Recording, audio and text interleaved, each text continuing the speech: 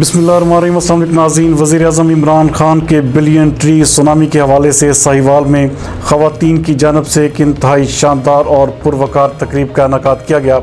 تقریب کی مہمان خصوصی نائب صدر central region Punjab women wing نیلم افتخارراؤ اور جوائنٹ سیکریٹری اورفرزانہ کوثرکی۔ ساہیوال سے ڈسٹرکٹ سیکریٹری اطلاعات پاکستان تحریک انصاف میاں نوید اسلم کی فراہم کردہ تفصیلات کے مطابق صدر سٹی ڈسٹرکٹ ساہیوال تسلیم کوثر، جنرل سیکریٹری امتل حبیب اور سمیرہ صدر ڈپٹی جنرل سیکریٹری نے تقریب کے شاندار انتظامات کر کے پروگرام کو چار چاند لگا دیے۔ شجرکاری کی مہم میں تمام ڈسٹرکٹ سٹی ڈسٹرکٹ کی عہدیداران اور دیگر 60 کے قریب خواتین نے شرکت کی۔